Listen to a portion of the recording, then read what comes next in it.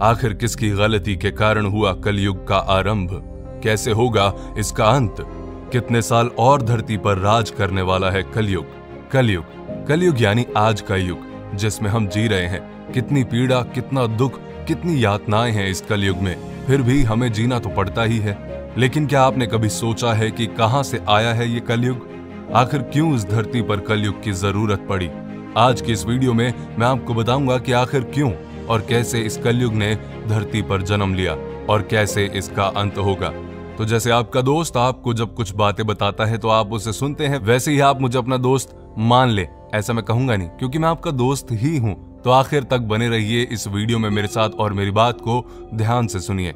हमारे पुराणों में 4 युगों का वर्णन किया गया है: सतयुग, द्वापर युग, त्रेता युग और कलयुग। कलयुग चौथा और आखिरी युग है। शास्त्रों में बताया गया है कि कलयुग के अंत में जब कलयुग अपनी चरम सीमा पर पहुंच जाएगा तब भगवान विष्णु अपने 10वें अवतार कल्कि के रूप में अपने देवदत्त घोड़े पर सवार होकर आएंगे और इस कलयुग का अंत कर देंगे।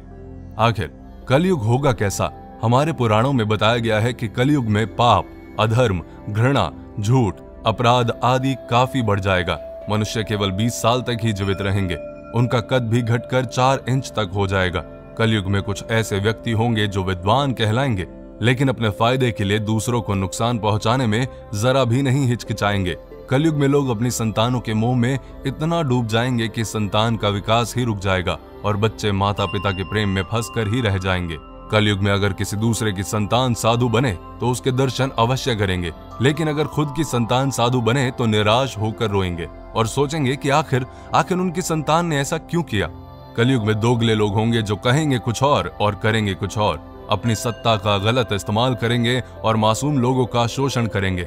कलयुग के लोग ऐसे होंगे जो अपने पुत्र और पुत्री के विवाह में बहुत धन खर्च करेंगे, लेकिन किसी गरीब को कुछ नहीं देंगे।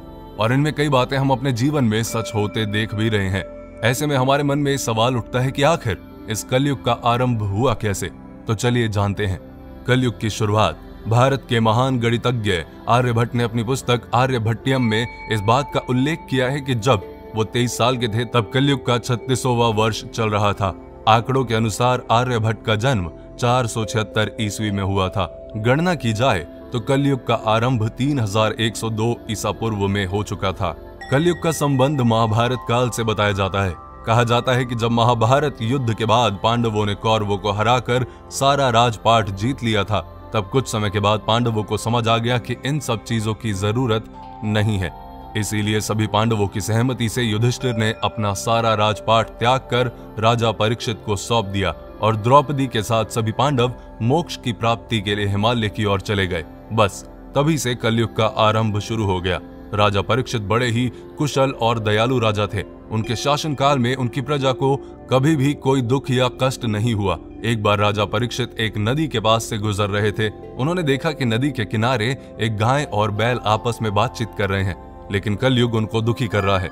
राजा परीक्षित ने बैल के रूप में धर्म और गाय के रूप में पृथ्वी को पहचान लिया। कलयुग के द्वारा गाय और बैल के ऊपर होने वाले अत्याचार को राजा परीक्षित सहन नहीं कर पाए और उन्होंने अपनी तलवार निकाली और कलयुग को मारने के लिए आगे बढ़े। राजा परीक्षित का क्रोध देखकर कलयुग कांपने लगा। कलयुग भयभीत होकर अपने राजसी वेश को उतार कर राजा परीक्षित के चरणों में गिर गया और क्षमा याचना करने लगा। राजा परीक्षित ने शरण में आए हुए कलयुग को मारना उचित ना समझा और उससे कहा, कलयुग तू मेरे शरण में आ गया है, इसलिए मैं तुझे जीवन दान दे रहा हूँ, लेकिन अधर्म, पाप, झूठ, चोरी, कपट, दरिद्रता आदि अनेक उपद्रवों का मूल कारण केवल तू ही है। तू मेरे राज्य से अभी निकल जा और फिर कभी लौट कर मत आना। परीक्षित की बात को सुनकर कलयुग ने कहा कि पूरी पृथ्वी पर आपका निवास है। पृथ्वी पर ऐसा कोई भी स्थान नहीं है जहां आपका राज्य ना हो। ऐसे में मुझे रहने के लिए स्थान प्रदान करें।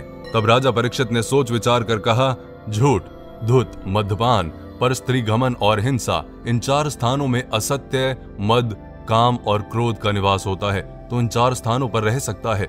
लेकिन इस पर कलयुग बोला, हे राजन, ये 4 स्थान मेरे रहने के लिए अपर्याप्त हैं, अन्य जगह भी प्रदान कीजिए मुझे। इस मांग पर राजा परीक्षित ने उसे स्वर्ण के रूप में 5वां स्थान प्रदान किया। स्वर्ण रूपी स्थान मिलते ही कलयुग ने राजा परीक्षित के सोने के मुकुट में वास कर लिया। कलयुग को इन स्थानों के मिल जाने से प्रत्यक्षता तो वहां से चला गया, किंतु कुछ दूर जाने के बाद अदृश्य रूप में वापस आकर राजा परीक्षित के स्वर्ण मुकुट में निवास करने लगा और फिर धीरे धीरे पूरी धरती पर फैल गया। कलयुग का अंत ब्रह्मवैवर्त पुराण में बताया गया है कि जब कलयुग धरती पर अपने 5000 साल पूरे कर लेगा तो गंगा नदी सूखी पड़ जाएगी। जब 10,000 साल पूरे हो जाएंगे तो धरती पर वास करने वाले देवता अपने धाम वापस आ जाएंगे और ये धरती देवता विहीन हो जाएगी। इस धरती पर केवल अधर्म का वास होगा। कोई भी मनुष्य पूजा पाठ नहीं कर पाएगा। रिश्ते तो बस नाम के रह जाएंगे। सब लोगों की बुद्धि भ्रष्ट हो जाएगी जो केवल धन के बारे में ही सोचते रहेंगे। लोग हमेशा अशांत रहेंगे। कोई गुरु का आदर नहीं करेगा। ब्राह्मणों का ज्ञान खत्म हो जाएगा। क्षत्रियों का साहस खत्म हो जाएगा। शोषण करने वाला राजा होगा और प्रजा भी एक दूसरे पर अत्याचार करने से पीछे नहीं हटेगी और एक दूसरे की जान की दुश्मन बन जाएगी और अंत में सब कुछ नष्ट हो जाएगा। फिर कलयुग अपनी चरम सीमा पर पहुंच जाएगा और तब भगवान विष्णु अपने 10वें अवतार कल्कि के रूप में आएंगे और केवल 3 दिन के अंदर ही सभी अधर्मियों का नाश कर देंगे। तब बहुत तेज बारिश होगी जो कि भयंकर तूफान के साथ पूरी पृथ्वी को पानी से डुबा देगी। उसके बाद आकाश में एक साथ 12 सूरज उगेंगे और जिसके प्रकाश से धरती का सारा पानी सूख जाएगा और फिर से एक युग का जन्म होगा। कितने साल बाद होगा कलयुग का अंत? शास्त्रों में बताया गया है कि धरतीवासियों का 1 साल देवताओं के 1 दिन के बराबर होता है। एक संक्रांति से दूसरी संक्रांति को एक सोलर मास कहा जाता है। ऐसे 12 सोलर मंथ का एक सोलर वर्ष होता है जो देवताओं का 1 दिन और रात होता है। सतयुग को 4800 दिव्य वर्ष का बताया गया है। त्रेता युग 3600 दिव्य वर्ष का था। द्वापर युग 2400 वर्ष और कलयुग 1200 दिव्य वर्ष, यानी कि कलयुग 4,32,000 सौर वर्ष का होगा, जिसके अनुसार कलयुग के अभी 5000 साल ही पूरे हुए हैं। 4 लाख से भी ज्यादा वर्ष अभी बाकी हैं जब तक कलयुग इस धरती पर राज करेगा। लेकिन कलयुग के इस समय में मनुष्य को इस भयंकर प्रलय से केवल हरि कीर्तन और भक्ति ही बचा सकता है। तो अपनी लाइफ में ध्यान रखिए कि दूसरों को दुख देने से कुछ नहीं होगा। भक्ति में ही शक्ति है। भजन करें, कीर्तन करें, दूसरों की हेल्प करें, अपना ध्यान रखें और अपनों का ध्यान रखें। ये वीडियो आपको कैसी लगी मुझे कमेंट करके जरूर बताएं और अगली वीडियो बहुत ही अच्छी और बहुत ही इंफॉर्मेटिव लेके आने वाला हूं आपके लिए।